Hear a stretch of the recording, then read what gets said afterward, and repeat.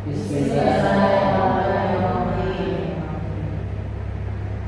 Baik, saya ingin berbagi tentang membangun budaya positif di lingkungan sekolah, dan ini sudah saya praktikkan bersama dengan kelas 5 Mekah.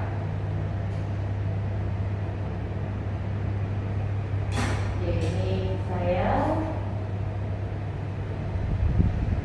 Baik, sebelum kita mulai, saya ingin membagikan kertas ini.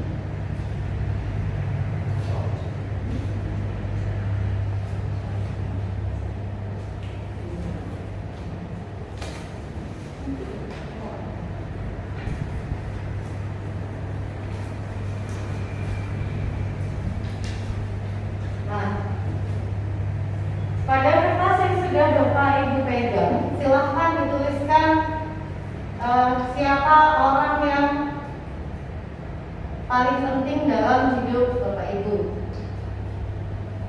Masih jawabannya nih? Iya. Boleh lebih dari satu? Oh, boleh. Boleh. Siapa saja yang ingin dituliskan silahkan.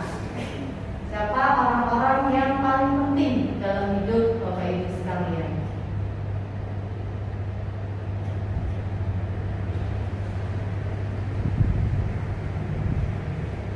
Kalau sudah, nilai-nilai kebajikan apa yang penting bagi Bapak Ibu sekalian? Itu apa? Nilai-nilai kebajikan itu hal baik apa yang kita lakukan dalam hidup kita dan bisa kita berikan pada orang lain. Bukan yang kita dapatkan ya? Yang kita dapatkan dan yang bisa kita berikan. Jadi yang penting bagi kita itu apa sih, kebaikan yang seperti apa, dan yang kita bisa bagikan kepada orang lain itu seperti apa? Kebajikan apa yang bisa kita lakukan untuk orang lain?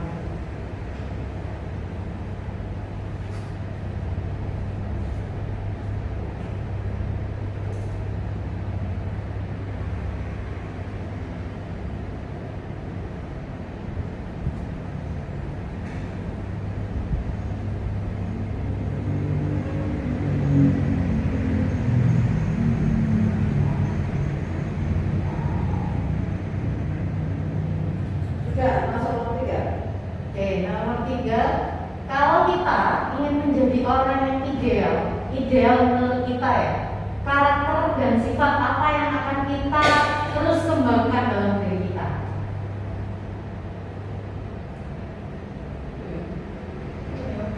Ideal versi saya adalah ketika saya menjadi seperti apa? Sifat loh, punya diri gitu kan? Boleh. Karakter, sifat.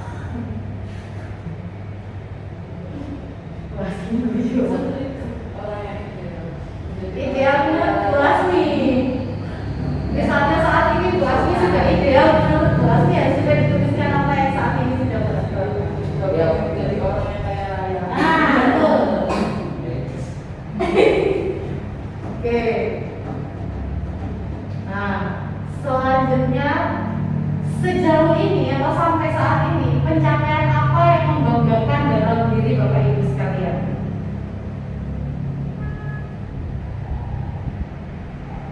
Saya bangga karena sudah jadi guru Al-Azhar.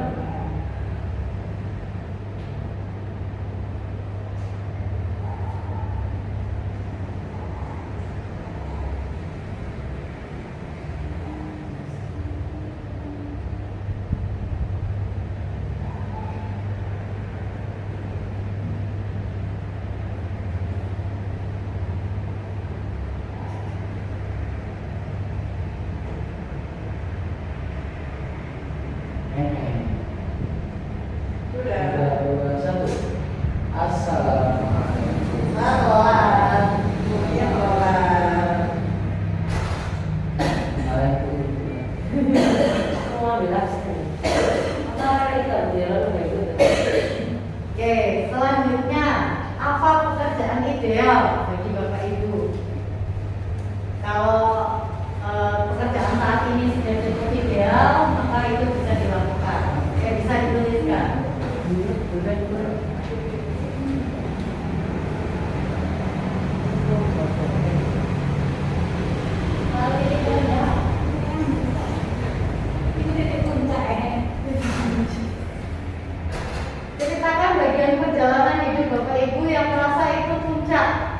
puncak keberhasilan. Itu puncak keberhasilan. Iya. Bukan puncak paling bermakna dalam hidup. Boleh. Oke, tidak harus berhasil. Ya. Puncak yang bermakna, puncak yang berhasil. Ini pas puncak. Dan yang terakhir apa yang paling bermakna dalam hidup Anda saat ini?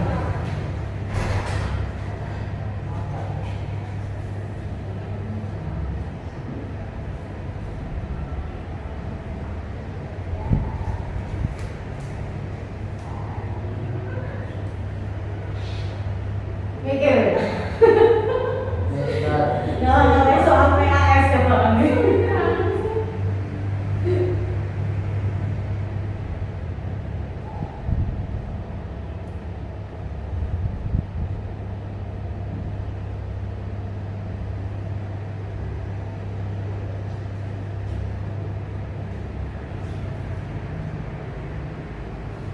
Ya, belum selesai.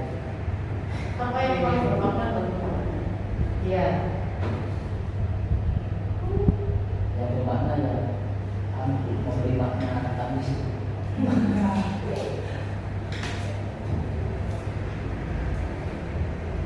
Bebas ya, apa yang paling bermakna itu ya? Iya. Apa ya berarti? Apa? Ada ya, bukan orang. Ya, kalau Orang bukan benda ya.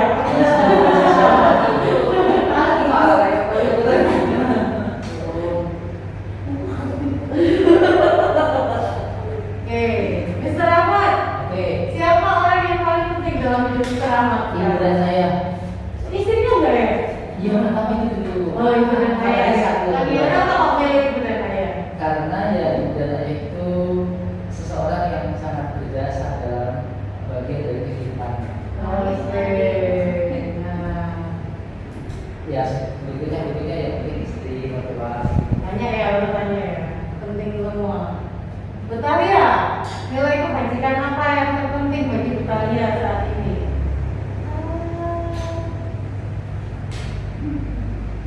Bisa berbagi kasih sayang ya kepada sesama. Maksudnya, Maksudnya saling sesama hidup gak hanya orang tua, gak hanya sama manusia, tapi sama binatang. Juga. punya binatang liaran. Apa itu?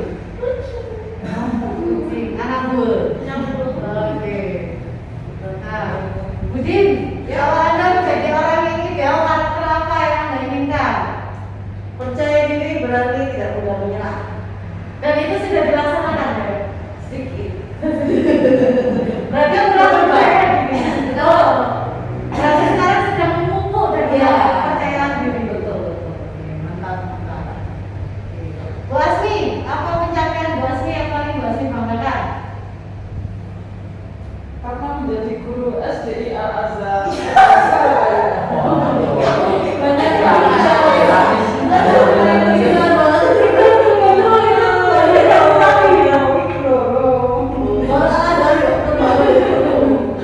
Oke, nah, mungkin pekerjaan sekarang ini apakah sudah ideal atau ada lagi ideal-ideal yang lain bagi Bu Rina? Karena saya sebelumnya sudah mencoba pekerjaan selain guru dan juga menjadi guru. Yang saya rasakan selama ini dan menurut orang tua saya juga itu lebih mulia adalah guru.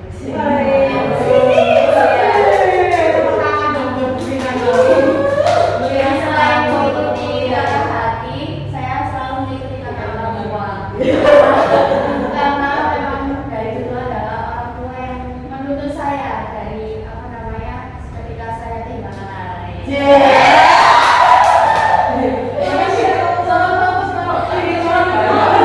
Dia ini ya sangat bijak gitu ya. Sangat bijak. Saya melalui fase tersebut. Betul. Oke, menurut apa yang paling bermakna dalam hidupmu menurut sekarang? Paling bermakna dalam hidup aku itu adalah bisa menjadi ibu yang baik buat anakku. Itu yang paling Itu yang paling bermakna. Karena Dalam menjadi ibu itu sebenarnya ya memang agak mudah. Tetapi kita bisa melewati fase-fase itu dengan sabar dan ikhlas. dan nggak ada sekolahnya ya. Tidak ada sekolahnya, tidak ada saja. Iya. 24 jam ya, masya Allah.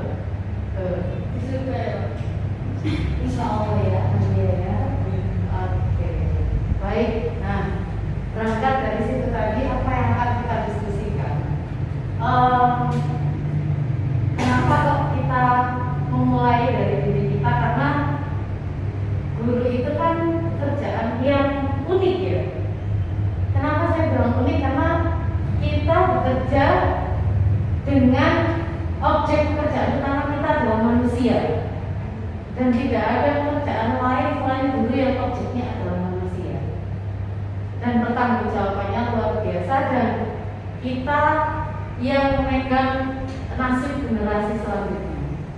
Ketika kita melaksanakan malpraktik, maka kita juga menciptakan generasi-generasi yang malpraktik. Jadi berangkat dari diri kita, hari ini kita akan diskusikan apa itu kebutuhan dasar manusia, bagaimana membangun disiplin positif dan teori kontrol, bagaimana kita memberikan motivasi, penghargaan, dan restitusi, dan yang terakhir membangun keyakinan kelas.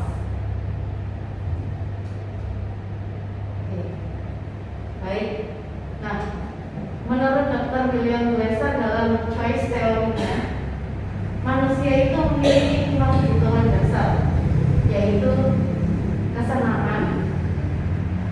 Ketika kita memiliki perasaan yang tenang, memiliki perasaan yang damai, tentram, maka kita juga akan bisa berbagi dengan lebih baik lagi.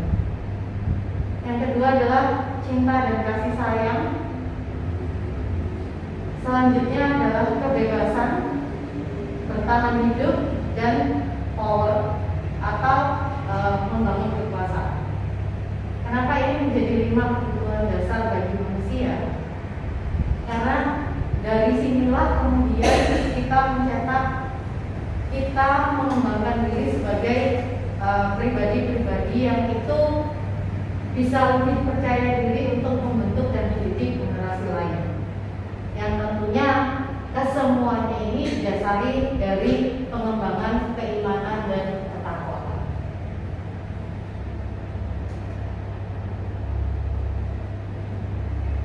Nah, apa yang Bapak Ibu tuliskan di kertas pink tadi itu adalah dunia yang berkualitas menurut Bapak Ibu sekalian.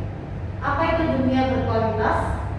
Dunia berkualitas adalah tempat khusus di dalam pikiran kita, di mana kita menyimpan hal-hal yang berkesan. Ada halnya karena kita tergerus oleh rutinitas, oleh kewajiban. Kadang kita mengendalikan sesuatu yang itu sebenarnya bermakna dalam bagi kita. Seperti misalkan orang-orang yang berarti dan penting dalam diri kita. Ketika kita tergerus oleh aktivitas, kadang kita melupakan bahwa orang-orang penting ini juga butuh kita, butuh kehadiran kita dalam kehidupan mereka, gitu kan?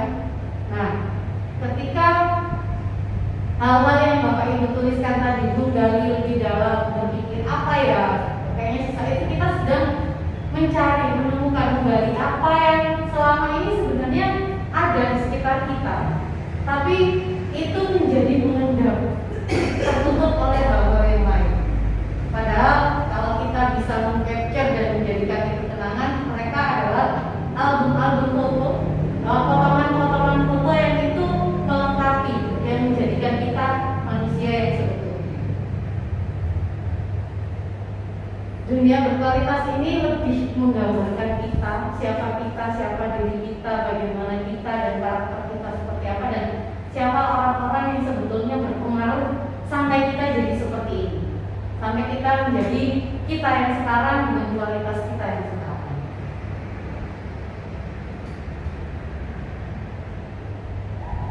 Nah, hal pertama yang akan kita pelajari yaitu disiplin positif. Apa itu disiplin positif? Menurut UNICEF, disiplin positif adalah sebuah pendekatan yang berfokus pada kekuatan tindakan positif. Kalau selama ini kita menetapkan peraturan kelas, peraturan sekolah dengan tujuan disiplin, Ki Hajar Dewantara juga menyampaikan bahwa manusia merdeka itu ketika dia mampu menerapkan self disiplin pada dirinya sendiri. Jadi kita bergerak, kita berjalan bukan karena kita dipungut oleh aturan sekolah misalnya, harus datang pagi, harus pulang pagi, kalau nggak gaji dipotong dan sebagainya. Tapi bagaimana kita menerapkan self disiplin itu karena memang kita ingin menjadi manusia yang lebih berkualitas, kita ingin menjadi manusia yang lebih baik. Dan ini juga yang ingin kita terapkan kepada anak-anak kita. Ketika mereka mentaati sebuah peraturan, bukan karena mereka terpaksa dengan adanya peraturan itu, tapi karena itu lahir dari dalam diri mereka sendiri. Sama ketika kita ingin menetapkan bahwa manusia, bahwa makhluk ciptaan Allah itu punya kewajiban-kewajiban, tapi kita tidak melaksanakan itu, hanya sebatas kewajiban. Ketika sudah selesai maka itu bukan kewajiban, tapi bahwa kita membutuhkan itu, bahwa kita memang ingin melakukan itu, bukan karena atas kewajiban-kewajiban. Itulah disiplin positif. Apa tujuan ada disiplin positif? Untuk menghasilkan anak yang bertanggung jawab dalam mengelola tindakan mereka sendiri, daripada tergantung pada pihak otoritas untuk mengatur tindakan mereka. Pihak otoritas adalah orang-orang yang menetapkan aturan-aturan tersebut. Seperti misalnya kita berkendara, kita pakai helm. Kita nggak butuh kan dalam aturan berkendara itu nggak ada pakai jaket kan. Tapi kita pakai jaket karena apa? Karena kita membutuhkannya. Karena kita tahu ketika kita terpa angin jalanan kita akan masuk angin dan lain sebagainya. Kita pakai helm.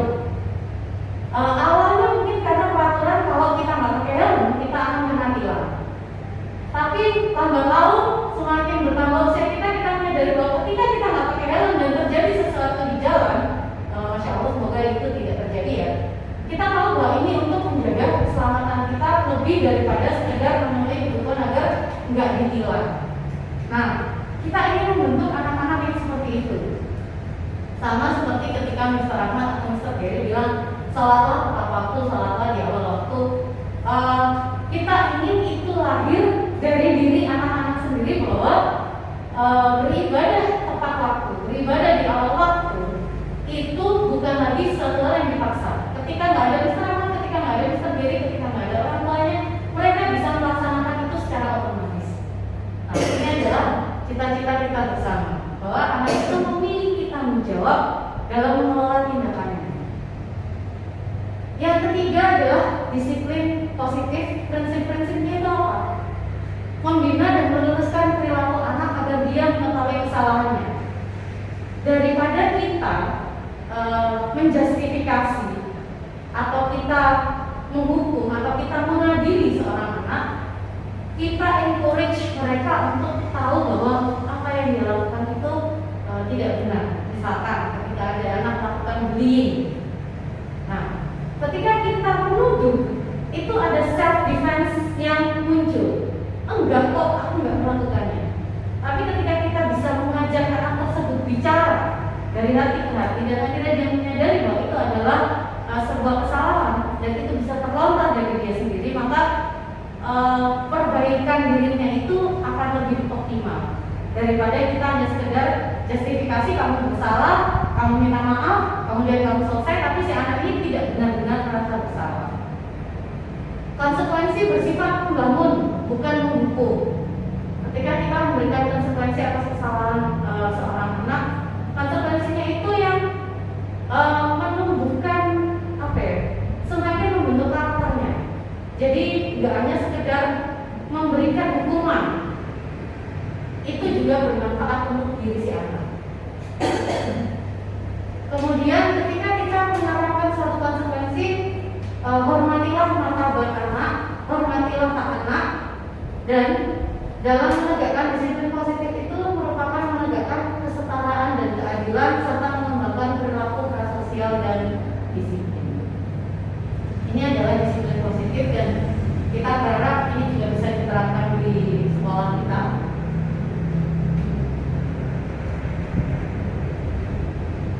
Nah, berkaitan dengan disiplin positif, tentunya ini juga berkaitan erat dengan posisi kita sebagai guru. Ada 5 posisi kontrol kita sebagai guru. Yang pertama, guru itu sebagai penghukum.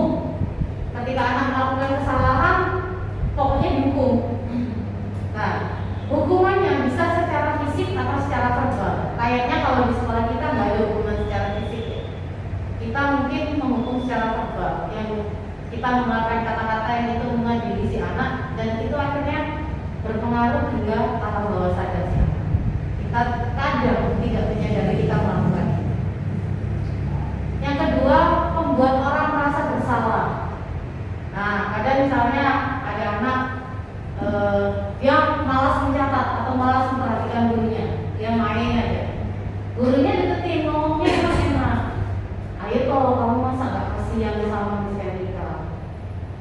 Pak, ya udah kalau kamu nggak mau nulis tak teleponkan mama ya, tak teleponkan papa. Nah, itu kita dalam posisi kontrol yang membuat anak merasa bersalah. Tuh. Yang ketiga, posisi sebagai teman. Dalam hal ini kita posisikan diri sebagai temannya. Ketika dia tidak mau melakukan sesuatu, kita ajak dia ngobrol. Apakah ada kendala, apakah ada masalah, atau dia lagi bad mood karena apa? Nah ini. Yang selanjutnya posisi pemantau, kita hanya mengawasi, memonitor kegiatan kelas berjalan seperti apa. Kita lihat saja, kita observer di sini. Dan yang terakhir kita sebagai manajer, di mana kita berposisi sebagai mentor, kita melakukan segala aktivitas bersama dengan murid.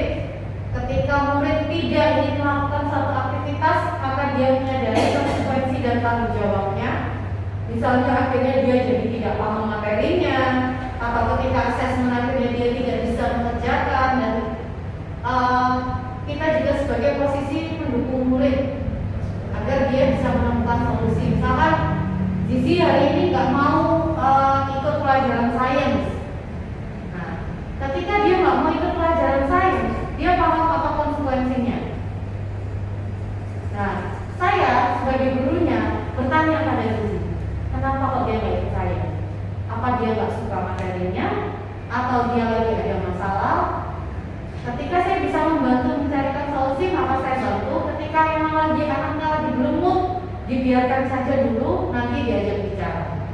Tapi yang pasti ketika dalam posisi manajer, kita memastikan semua murid di dalam kelas kita itu mendapatkan pelayanan yang optimal dalam memahami diri. Oke. Nah, dari sini saya ingin melakukan aktivitas yang selanjutnya.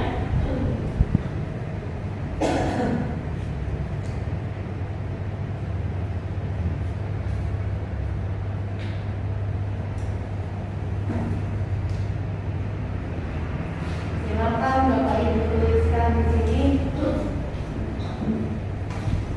disiplin positif apa saja yang sudah pernah Bapak Ibu kembangkan di kelas Bapak Ibu masing-masing.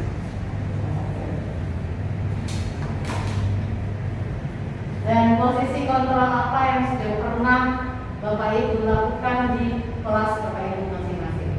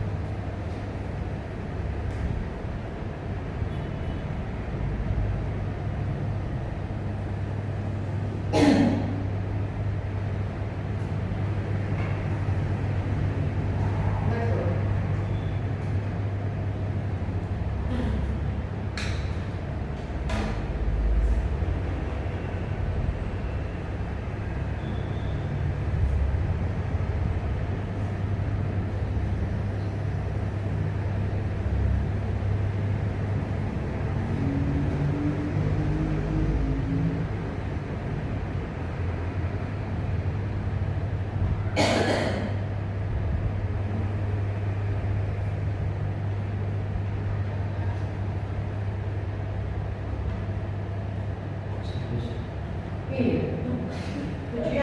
Betul sekali, Mas. Posisi kontrol apa yang kita lakukan?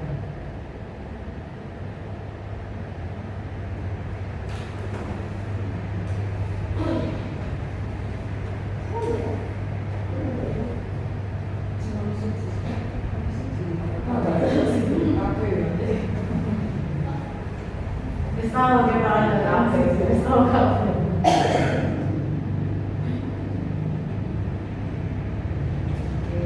Mungkin sudah boleh dibacakan mungkin disiplin positif apa yang sudah pernah mungkin lakukan di kelas.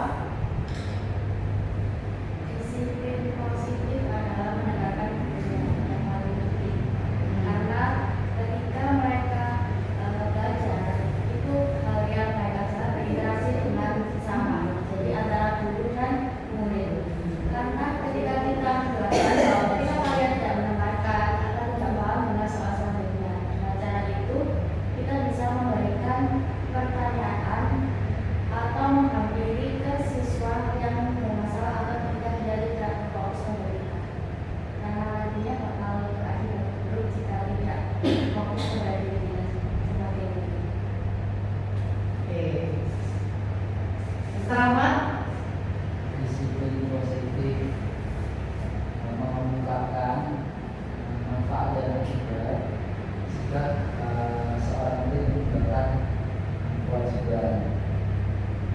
Apa manfaat atau mungkin akibat jika seorang murid tersebut menjalankan sholat, kemudian membantu untuk mencarikan tahapan-tahapan dia yang mungkin pengalaman pribadi itu sesuai dengannya untuk dapat membantu dia bangun bersama. Seperti misalkan apa saja yang kamu lakukan sebelum tidur, sebelum berapa biasanya kamu tidur. Nah itu mungkin bisa menemukan bantuan agar anak bisa bangun kalau kita rasakan.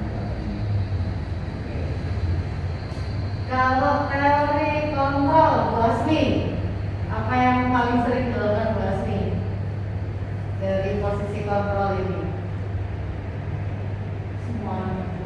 Semuanya pernah dilakukan. Yang paling sering Nomor 2 kayaknya. Yang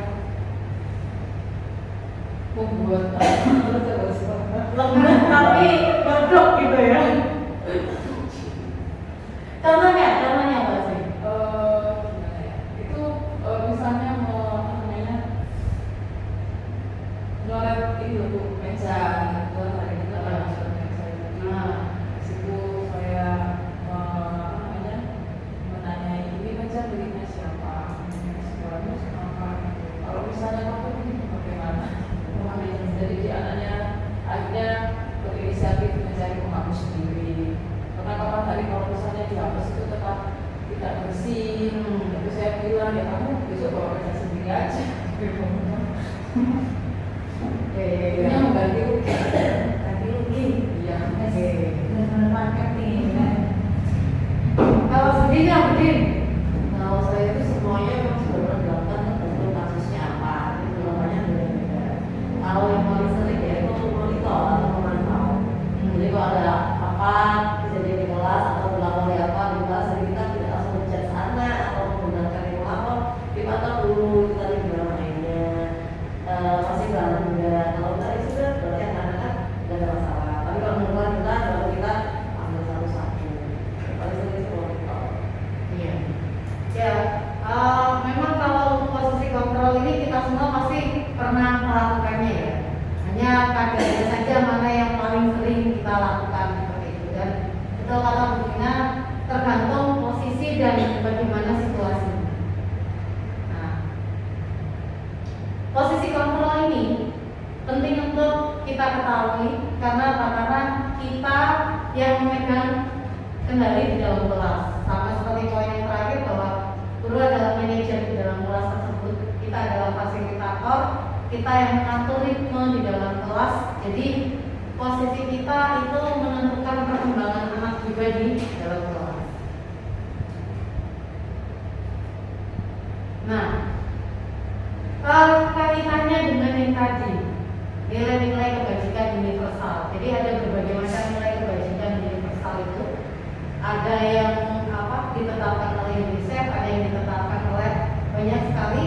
dan yang berlaku di Indonesia saat ini adalah ini.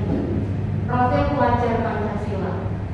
Beriman, bertakwa kepada Tuhan Yang Maha Esa dan berakhlak mulia, berkebinekaan global, bergotong royong, kreatif, bernalar kritis dan mandiri. Ini adalah nilai kebajikan universal yang berlaku bagi seluruh pelajar yang ada di Salon.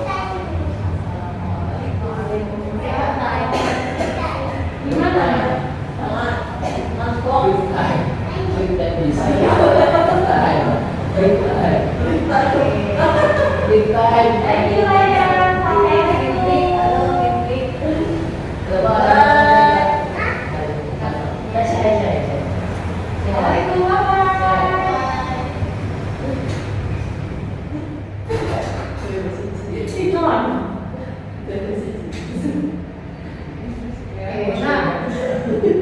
Yang pertama, beriman, bertakwa kepada Tuhan Yang Maha Esa dan berakhlak mulia.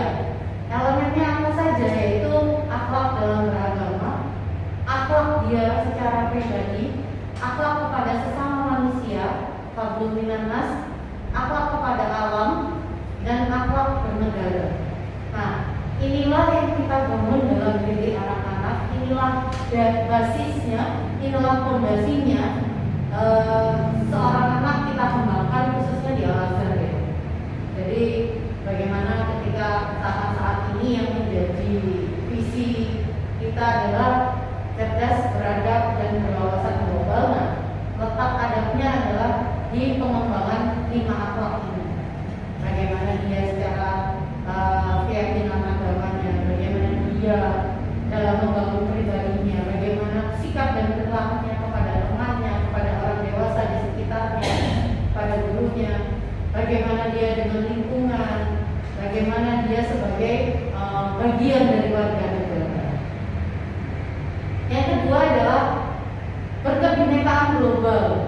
Berkebinekaan global ini erat kaitannya dengan bagaimana dia membangun toleransinya, mengenal dan menghargai budaya, kemampuan komunikasi intrakultural dalam berinteraksi dengan sesama, kemudian reflektif dan bertanggung jawab terhadap pengalaman kebinekaan. Nah, kenapa kok ini masuk ke dalam profil pelajar Pancasila? Karena saat ini mungkin isu disintegrasi bangsa, kemudian sukuisme itu marak gitu ya. Bagaimana anak-anak bisa menghargai antara satu dengan yang lain, bagaimana kayak misalkan mungkin nantinya mereka berteman dengan orang yang dari suku lain, memiliki keyakinan yang lain, bagaimana mereka mau menghargai itu, dan yang paling penting bagaimana mereka menghargai budayanya. Kita tahu anak-anak sekarang makanan tradisional mereka nggak kenal, kemudian budaya Jawa mereka juga banyak yang tidak ketahui, seperti itu kan. Itulah kenapa muatan lokal itu masih tetap ada untuk menjaga ini berkebinekaan global ini. Nah, yang selanjutnya adalah bergotong royong. Dalam gotong royong ini yang ingin dikembangkan adalah anak-anak mampu berkolaborasi, mereka memiliki kepedulian, dan mereka dapat berbagi. Saat ini sudah tidak lagi musimnya kompetisi, tapi saat ini adalah bagaimana kita mampu berkolaborasi dan bersinergi. Itulah kenapa kerja-kerja kelompok, kerja-kerja bareng itu kita galakkan di kelas. Karena apa? Untuk membangun sisi kolaborasi mereka. Yang kedua, kita membangun kepedulian. Ketika ada temannya yang mungkin butuh bantuan, atau seperti yang kemarin terjadi gempa di Cianjur, kita mengajak anak-anak untuk berdonasi adalah salah satu bentuk membangun sisi kepedulian mereka. Ketika Lebaran, ketika Idul Adha, mereka berbagi, ini adalah membangun kepedulian. Dan ketika mereka memiliki rezeki, mereka bisa berbagi. Yang perlu kita tanamkan ke anak-anak, berbagi tidak hanya sekedar materi, tidak hanya sekedar berbagi berbagi break time atau berbagi uang ketika sumbangan-sumbangan, tapi juga mungkin mereka mau berbagi ilmu, mereka mau berbagi kebaikan, mereka mau berbagi minjemin temennya pensil ketika temennya nggak bawa, minjemin temennya penghapus. Nah, nih dari hal-hal yang kecil kita membangun mereka. Elemen yang selanjutnya adalah mandiri. Apa yang kita lakukan untuk membangun kemandirian? Kesadaran akan diri dan situasi yang dihadapi dan juga regulasi diri. Kalau di kelas 1 itu kita membangun self belongingnya anak-anak terhadap miliknya. Ketika seperti tadi misalkan Ryan, kotak bekal itu ketinggalan, orang tuanya sudah membangun dia menjadi mandiri dan bertanggung jawab. Kembali lagi ke sekolah temukan kotak bekal. Atau ketika ada barangnya yang ketinggalan, biasanya karena anak-anak kita dari ekonomi menengah ke atas ya, mereka kadang nggak notice kalau itu barangnya ketinggalan, sudah hilang. Apalagi kalau di rumah kemudian orang tuanya, oh botol lu nggak ada ya, sudah besok bawa botol lain dan yang ini dilupakan. Nah, ini sama sekali tidak mendidik, karena apa? Akhirnya kemandiriannya, tanggung jawabnya itu menjadi tereduksi. Bukunya hilang, ya sudah beli lagi gitu. Nah itu akhirnya juga keluar misalkan ke orang tuanya, rapot anak saya nggak ada kayak gitu ya, padahal ternyata ada di rumah gitu kan. Nah, membangun kemandirian ini semua hal sebenarnya kita bangun itu tidak hanya berangkat dari sekolah, tapi juga butuh kerjasama dari rumah. Nah, itulah pentingnya kita berada dalam posisi kontrol itu, bagaimana kita bisa bersinergi dengan orang tua di rumah untuk mengkomunikasikan hal-hal ini. Nah, selanjutnya yang kelima, bernalar kritis. Apa saja elemen dalam bernalar kritis itu? Yang pertama, memperoleh dan memproses informasi dan gagasan. Yang kedua, menganalisis dan evaluasi penalaran. Yang keempat, merefleksi pemikiran dan proses berpikir. Dan yang kelima, mengambil keputusan. Ini sebenarnya kurang lebih sama dengan dimensi profil pelajar abad 21, di mana memang kita sedang membangun anak-anak untuk menjadi seorang problem solver ya. Bagaimana mereka bisa memetakan masalah, lalu kemudian dari pemetaan mereka mencoba untuk menemukan solusi, dan bagaimana mereka bisa kemudian mengkomunikasikan itu, solusi yang dibikin. Bagaimana mereka mengambil keputusan atas pilihan-pilihan solusi yang ada. Kita sedang membangun anak-anak kita untuk menjadi anak-anak yang bernalar. Termasuk ketika kita menyediakan aktivitas, lalu anak-anak tidak ingin ikut bermain misalnya, itu adalah pilihan mereka. Dan mereka kita latih untuk bisa mengungkapkan kenapa kok kamu tidak mau. Ini kita sedang dalam proses membangun nalar kritis. Kenapa kok kamu tidak mau melakukan itu? Daripada kita memaksa, kita mereka untuk berargumen. Ketika memang mereka tahu konsekuensinya, ya sudah biarkan saja ketika mereka tidak mau untuk aktivitas tersebut. Dan yang terakhir adalah kreatif, menghasilkan gagasan yang orisinil dan juga menghasilkan karya dan tindakan yang orisinil. Ini bisa terjadi ketika kita sering melakukan stimulus, sering mengajak anak-anak berdiskusi, sering mengajak kita berperan sebagai fasilitator yang kalau dari kamu bagaimana? Kalau menurutmu seperti apa? Apakah bisa dimulai dari kelas saja? Bisa sekali. Apalagi anak-anak model anak-anak kita yang memang mereka anak-anak yang kritis, engagingnya dengan teknologi juga cukup tinggi.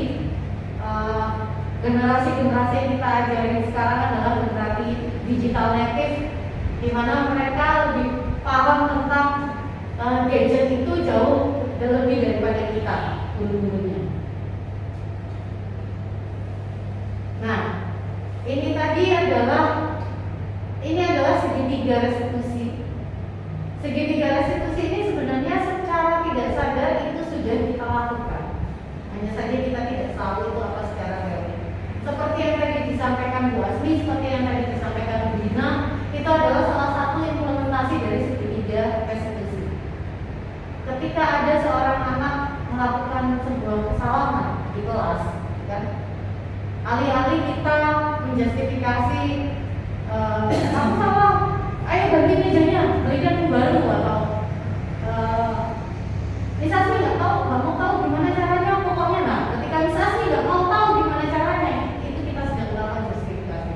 Tapi ketika kita mengajak anak-anak bicara, kenapa kamu melakukannya, konsekuensi apa yang timbul, apa yang harus kamu lakukan untuk mensolusikan itu. Nah, ini kita sudah melakukan ini. Kita validasi tindakan yang salah. Kita ajak mereka bicara, kita validasi tindakannya, kita tanya alasannya. Apa alasan kamu melakukan itu? Even ketika mereka menjawab iseng aja atau gak ada kerjaan aja, nah itu sudah merupakan sebuah alasan. Nah, selanjutnya adakah cara yang lebih efektif untuk mendapatkan apa yang kamu butuhkan? Misalkan ketika iseng aja aku tarik meja, ditanya, kenapa kamu nggak pakai kertas? Kenapa kamu nggak ini? Nah, kita memvalidasi tindakan mereka.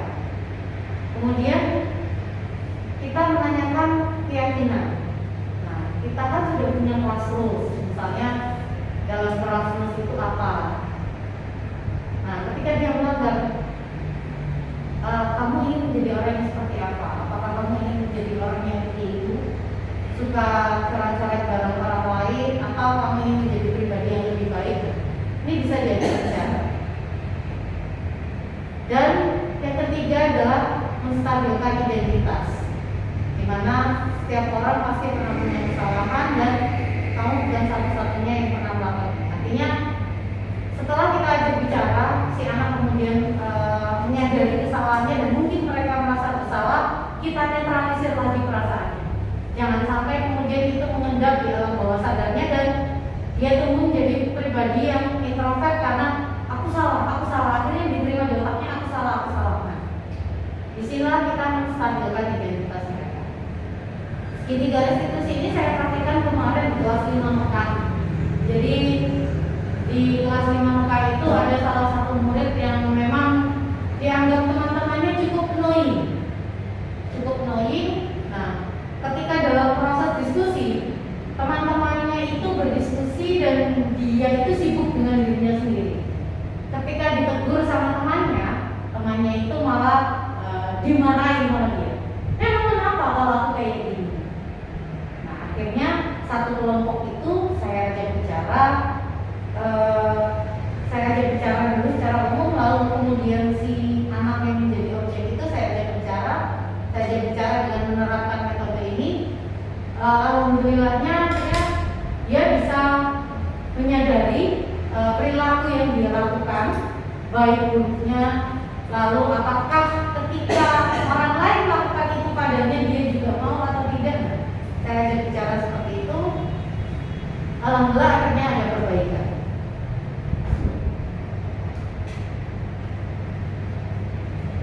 Nah, ini adalah aktivitas saya bersama dengan kelas 5 Mekah ketika kita membangun keyakinan kelas.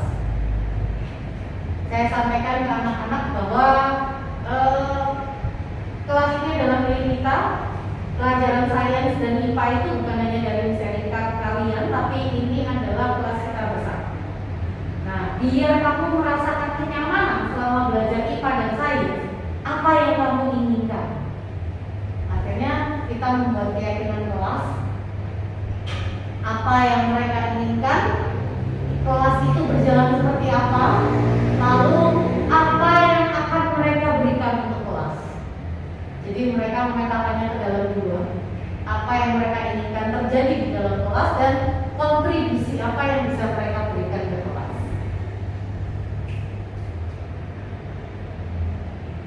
Apa itu keyakinan kelas? Keyakinan kelas itu bersifat lebih abstrak daripada peraturan yang lebih rinci dan konkret.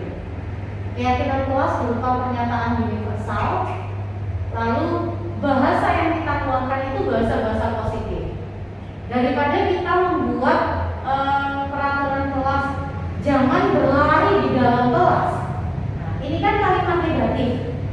Kita ganti menjadi kalimat positif, berjalan di kelas. Begitu. Jadi kalimat yang mengandung bahasa negatif itu kita ubah menjadi positif agar yang masuk ke dalam otak anak-anak itu juga positif. Oke. Daripada jangan rame atau jangan bertemu berbicaralah dengan sopan atau dengan bahasa yang baik, seperti itu.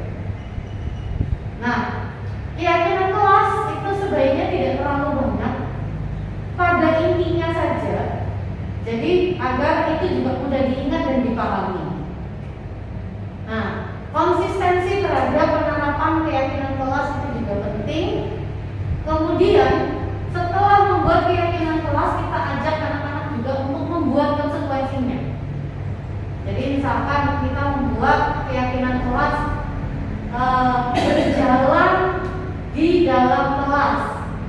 Ketika ada yang berlari, apa yang harus kita lakukan? Nah, kita membuat keyakinan kelas beserta juga dengan konsekuensinya.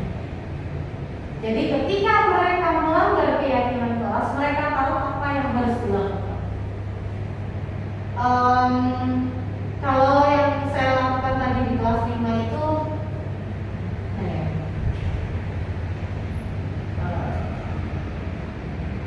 nah, sini misalkan menciptakan suasana kelas yang aman, tertib dan damai. Di sini tadi ada apa yang saya inginkan. Berarti di sini saya tuliskan keyakinan kelas yang kita inginkan adalah apa tadi saya? Menciptakan kelas yang tertib dan damai. Konsekuensinya apa? Ketika ada yang berbicara sendiri dan ramai, maka itu anak-anak sendiri juga yang mengisi konsekuensi itu. Nah, dukungan apa yang bisa mereka berikan ketika mereka ingin suasana yang tertib dan damai? Maka mendengarkan ketika guru atau teman sedang berbicara, tidak berteriak. Ini mereka yang memberikan konsekuensinya sendiri. Dengan anak-anak yang menetapkan peraturan dan juga anak-anak yang menetapkan konsekuensinya, maka mereka akan lebih merasa memiliki peraturan kelas tersebut. Mereka akan lebih merasa memiliki keyakinan kelas yang disusun bersama-sama. Dalam proses penyusunannya, anak-anak saya ajak berdiskusi keyakinan kelas apa yang diperlukan dan mengapa kok kita harus membuat keyakinan kelas.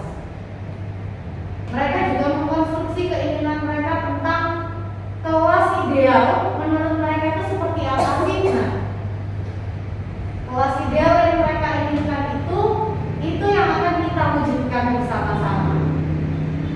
Dan ketika kelas ideal itu terganggu dalam pelaksanaannya, maka konsekuensi apa yang akan dilakukan oleh distractornya itu? Ini semua kita bangun bersama-sama.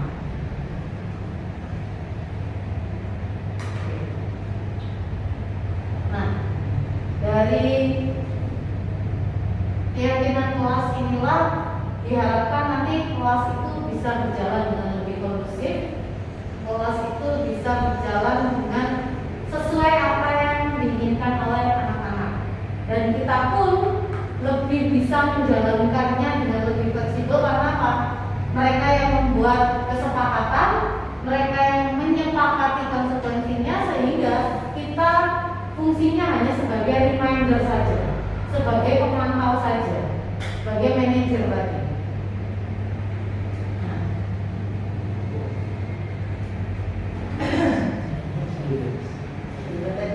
Nah, ada yang ditanyakan dari apa yang sudah saya paparkan? Oke, sudah ya. Semoga kita bisa menerapkan ini di kelas kita masing-masing. Bismillah. Saya yakin anak-anak kita adalah